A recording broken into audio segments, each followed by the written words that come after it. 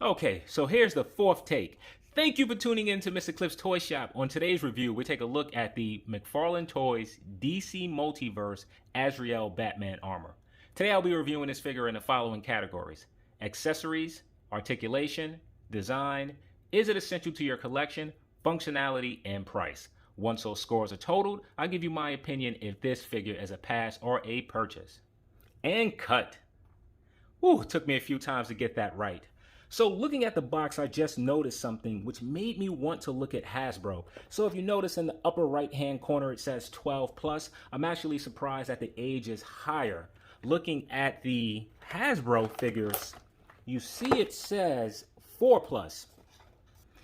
I guess the reason that I'm mentioning this is I'm wondering is this is the reason that Mcfarlane is able to do their swords in a harder plastic than Hasbro is? I have no idea. I just saw the age and it just made me think. So with that being said, this is the very first Mcfarlane DC figure that I am reviewing. Let's get him out the box and take a look. So for accessories, you are looking at him. You have a stand and you have a sword. Now from images that I found online, I've seen some images where the sword had a flame effect around it. Being that we have such light accessories, they should have included that. Some additional hands would have been nice as well. You also receive this card, which I am now counting as an accessory. So for overall accessories, I'm going to give this figure a 3 out of 10. So for articulation, I'm really not expecting much. So the head is able to look up about that far. It's able to look down. Unable to rotate a full 360 due to this collar piece coming up. But maybe if you force it, it can turn. There is some pivot, I'm surprised, and the head does shift back and forth. So looking at the shoulder, you have a floating piece here, which allows the arm itself to lift up. Usually go too far. I think it's easy enough to put on. Yeah, it is. All right. Maybe use this arm. Whoa. Okay, so I got the arm put back on. I will not push it to its limits. You know what? Let me just try this arm. I'm going to sit. Okay, so this is extremely tight. So I'm gonna leave this like that. I'm gonna go back to this and I'm gonna plug it in fully extended. So the arm is able to go up about that much before popping off, but as you can see, the joints is extremely stiff and you may have to pull that arm off to move it properly. So you do receive an upper bicep cut. Next point of rotation will be at the wrist, which is on a ball peg, I think. Appears to be a ball peg, so you should get maximum movement there. The elbow is single jointed, bending in that much. So now with the torso, let's see what we have going in here. Okay, so upper part of the torso. So Batman is able to crunch forward that much, backwards that much, as well as go side to side, and you get some excellent rotation. So you do get some rotation at the waist. It is definitely not a lot. It is bare minimum. You get more up here. It's actually no rotation there at the waist. No rotation at the waist. The legs are able to turn. From what I can see, there's no upper thigh cut. Going down to the knee. The knee is double jointed, bending in about that much. Let's try this one as it's not restricted. Bending in about the same. So the next point of rotation is at the foot, which is attached to this enormous ball peg. I don't like how that looks.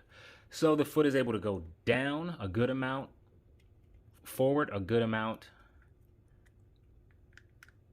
If you angle it properly, I'm assuming you should get good range as it's on a ball peg. The same with the outside, and you have toe articulation. And his legs is able to split about this far. So Batman It looks like he has a butterfly joint, but I don't really think that's a butterfly joint. I'm gonna say this is not a butterfly joint. I don't see the extra hinge. More so, it's just this overlay that allows, I guess, when the arm is moved back to cover this gap. So for articulation, the head is limited, the torso is limited, the arms are limited, the legs are limited. So for articulation, I'm going to give this figure a 5 out of 10. So for design, when I first was looking for earlier images, I kept coming across this character, but in a blue as well as other colors. It took a while before I could actually find the image to represent this figure, which is from the White Knight comics, if I'm not mistaken. If I am, I'll make sure to correct it. So once I found the image, this is exact to the source material. Mcfarlane has a thing with the goals, and the goals on this look very good. And this thing is just sculpted fantastic. It's done in mostly a black plastic, but the gold is very clean. A lot of detail on the pouches. And even if you skip like the gold accent for a moment and just look at the suit itself, just the overlays. Just want to turn them around so that you can see the back. The spikes protruding out, the shoulders. The design on this is very clean. The paint is very clean. I even like this plastic cape. I feel that it's designed very fittingly to fit this figure. But man, I really like these shoulders. So for design, almost forgot too, just to take a look at these claws. They're pretty hard. I was expecting them to be softer. But this is what I'm talking about, being that this is for individuals 12 and older. Or is Mcfarlane able to get away with items this solid? Or maybe it simply was done because we have Spin Master making DC figures for younger kids, so maybe this is what they had to do. I don't know, just speculating. So these here are pretty soft, and either this one is bent or it just doesn't match that side, and I'm gonna go with it's bent. So for overall design, this would have been a 10. However, we have some things to discuss. The joints here are pretty covered, so I won't be deducting points for that. It's pretty difficult to see it, especially because the figure is all black. That is hideous. And then the foot itself looks ugly. So for design, I'll be giving the Batman an 8 out of 10.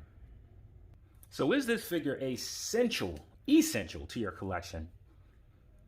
Well, being that this is a Batman character from a specific arc, being that this Batman figure comes from a line that has really only produced Batman figures, being that we had Mattel pumping out Batman, DC Direct pumping out Batman, Mezco pumping out Batman, SH Figuarts pumping out Batman, of course, in a different scale. I think we have a lot of Batmans to choose from. And being that this here is not a well-known character, I'm going to say that it's not essential to your collection. So being that there are just so many offerings, I really have to go low, and I'm going to give this Batman a 2 out of 10.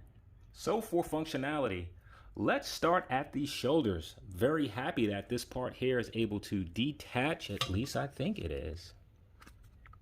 Maybe it's not. Thought it was. Yes, it is. It's okay. That was a little scary.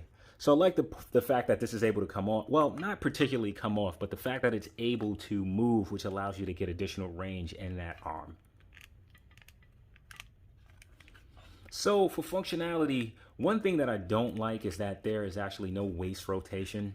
I find it weird to where you have a floating upper portion that's able to turn, but then the lower is not. Because now you have the figure able to turn that way, however, this part of his stomach is facing forward. And it's just not really possible to do this with human anatomy.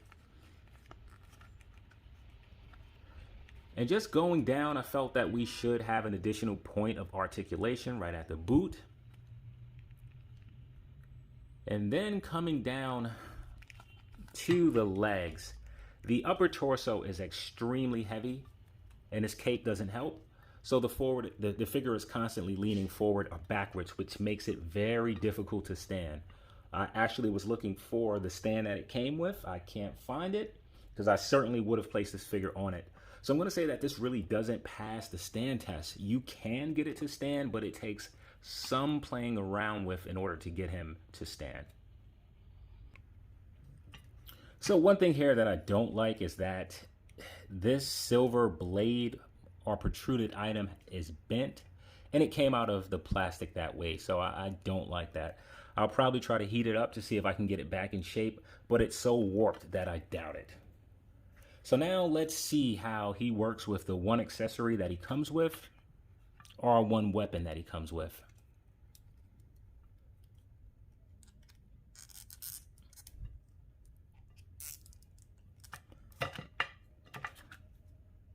All right, so I was able to get it in. I'm not sure if this actually goes in his right or left hand, but you're able to get the sword to hold pretty firmly in either hand.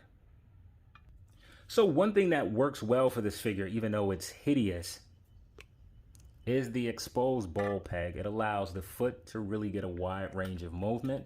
All you have to make sure is that the peg is turned a specific way, and you're really able to get maximum range out of this foot. So for overall functionality, I'm giving this figure a 6 out of 10. So for pricing, this figure comes in at $19.90. That is before taxes, that is before shipping. Being that I was able to find this in store, did not have to pay for it to be shipped. So adding in taxes, I paid roughly $22 for this figure. So is it worth the price of admission? I'm not going to waste time here. I'm going to say for $22, in my opinion, you receive a lot of figure. There are some limitations in articulation. You don't receive a lot of accessories. I'm fine with both of those things, being that I will not attempt to put this figure in dynamic poses. Essentially, this will be in my Batman display for my 6-7-inch Batman figures. So for pricing, I'm going to give this figure a 10 out of 10, which should give this an overall Cliff score of 34 out of 60. So now, is this figure a pass or a purchase? I think that this thing looks phenomenal.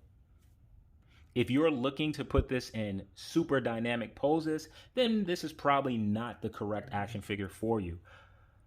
I hear a lot of complaining about the Mcfarlane line, and I'm just surprised at how Todd continues to give what appears to be unique scopes. I had no idea who this figure was before this toy, and it actually has made me go back to look into some of the comics and read up on some of these stories because I'm interested in these different variations of Batman. So for me, this is an absolute purchase. For the price point, it's a hell of a value.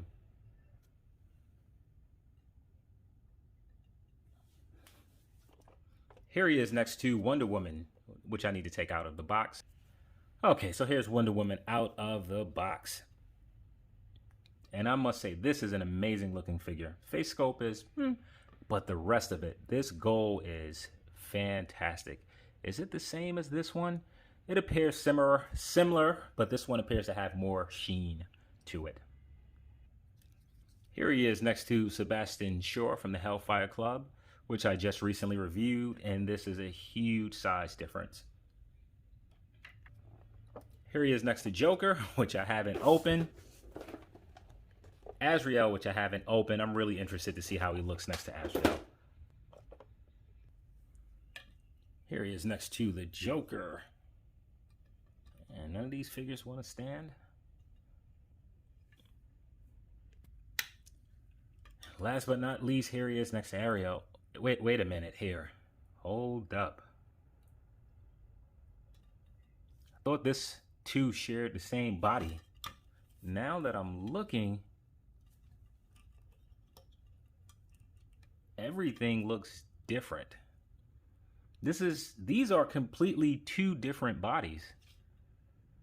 I want to say they don't share any of, from the outside, it doesn't appear that they share any of the same tooling. Wow, this is a surprise here. So, I want to thank you for tuning in to Mr. Cliff's Toy Shop. I hope to see you during the next review. And just holding this one in hand, oh man, this figure feels amazing. I may want to do an army of these guys.